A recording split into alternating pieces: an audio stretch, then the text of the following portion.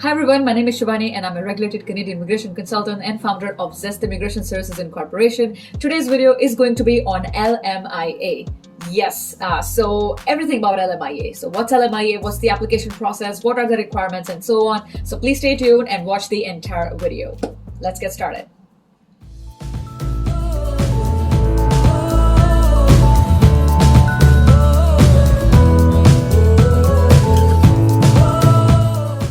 So what is an LMIA?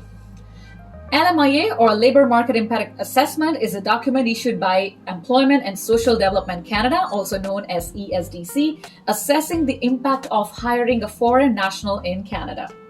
A positive LMIA indicates that there is no Canadian citizen or permanent resident to fill a position and therefore enabling an employer to hire a foreign national. A negative LMIA indicates that a position should be filled by a Canadian citizen or permanent resident. A foreign national cannot apply for an LMIA. So you being a candidate applicant or foreign national, you cannot directly apply for an LMIA.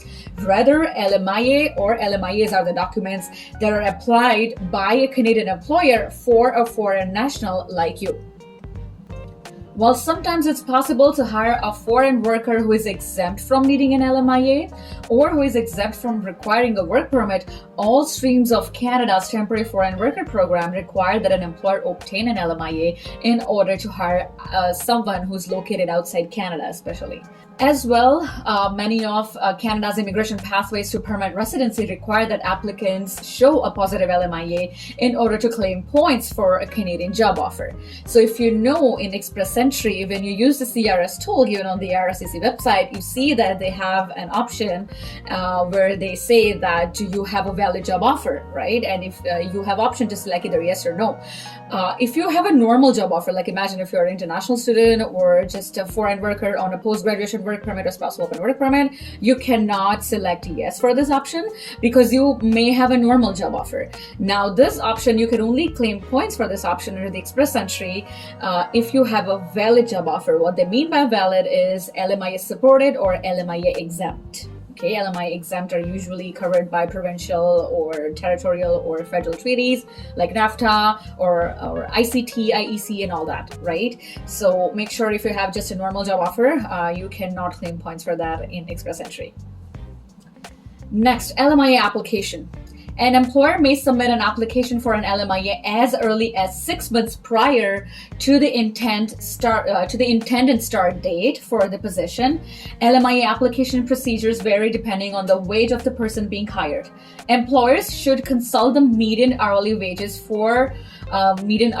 of their province or territory in order to determine whether their position is considered high wage or low wage, as low wages positions will require the employer to meet additional criteria.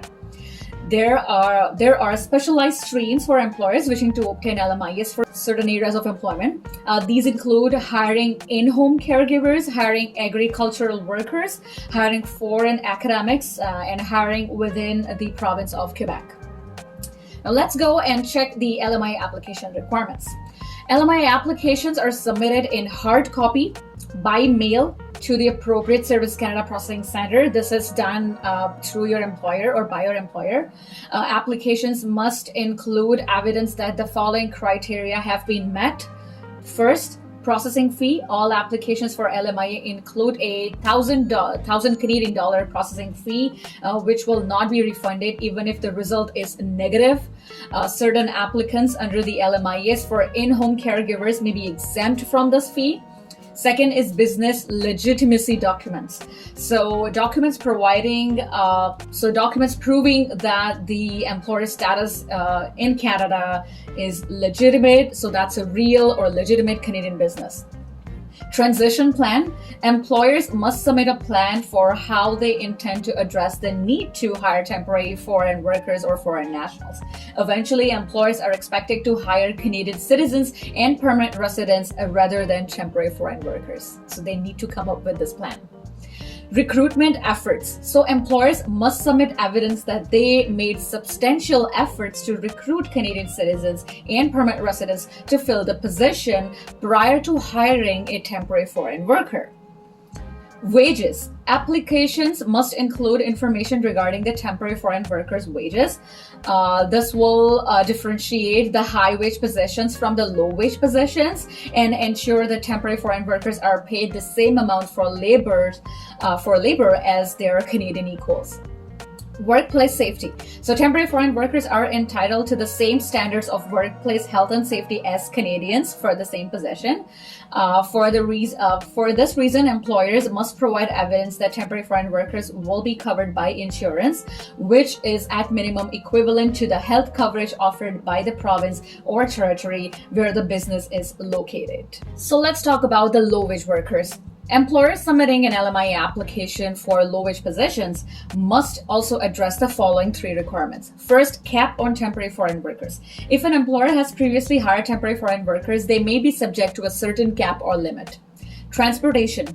Employers must provide low-wage workers with adequate transportation to and from Canada. The transportation is provided at the employer's expense.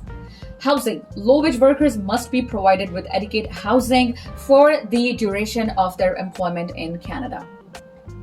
What happens after the LMIA is approved?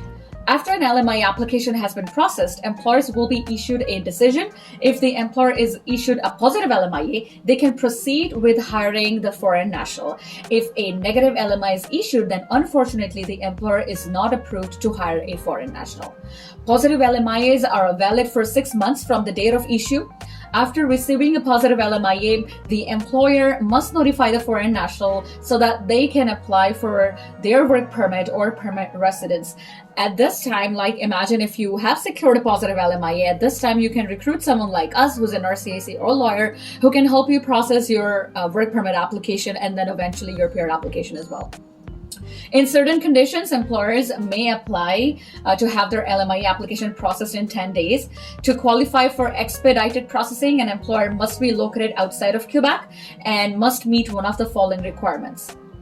If they're offering you the highest wage positions, so top 10% of wages earned by Canadians in the province or territory of the job.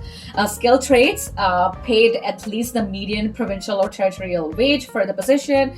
If that's a short-term position, then should be for 120 days or less. And express entry, the LMIA is to assist an express entry candidate that may also be allowed for the expedited processing.